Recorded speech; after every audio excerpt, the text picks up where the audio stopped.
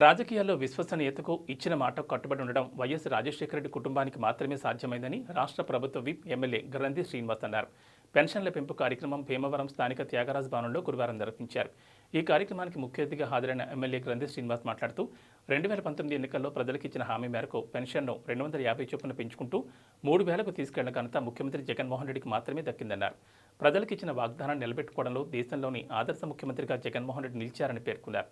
2014 ఎన్నికల్లో చంద్రబాబు 600 హామీలు ఇచ్చి అధికారంలోకి వచ్చారని, 5 ఏళ్ల కాలంలో ఒక్క హామీని కూడా ఆయన అమలు చేయలేదని, అందుకే 2019 ఎన్నికల్లో ప్రజలు 23 సీట్లకు మాత్రమే తెలుగుదేశం పార్టీని పరిమితం చేశారని పేర్కొన్నారు.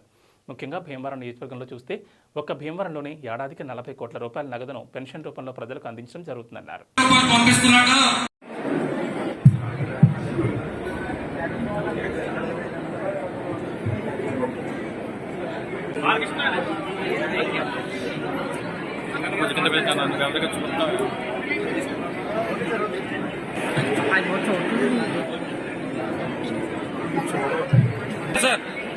సార్ సార్ సార్ సార్ ఒకసారి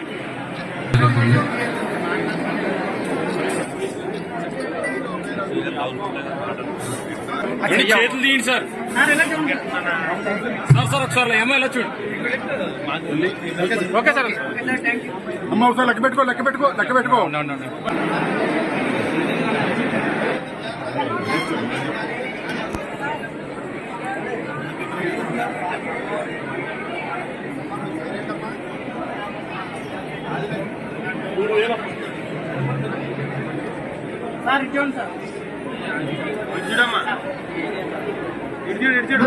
పెట్టి అందరినీ కూడా వార్డు నాయకుల్ని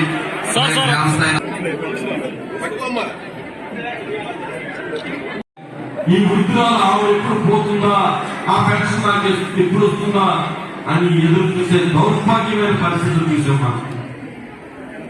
ఇవాళ అర్హులైన వాళ్ళందరికీ కూడా ప్రతి ఒక్క మాట తప్పకుండా మడమ చెప్పకుండా ఇచ్చిన మాట నిలబెట్టుకుంటూ ఇచ్చిన హామీలన్నీ కూడా 100% అమలు చేస్తూ రాజకీయ పార్టీలు లేదా ఒక పార్టీ అధ్యక్షులు వారి మాట అంటే విశ్వసనీయత ఉండాలి, నమ్మకం ఉండాలి.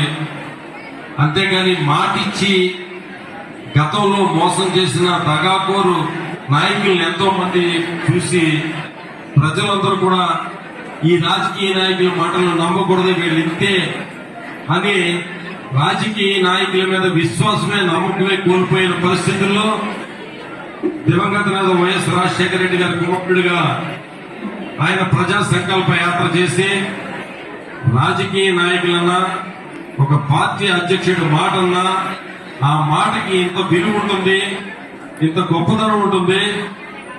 ఆత్మవిశ్వాసానికి ఏదైతే ఇస్తే మాట తప్పదానికి నిలువెత్తు నిదర్శనం వైఎస్ జగన్మోహన్ రెడ్డి గారు అని చెప్పి ఇవాళ ఆయన చేసిన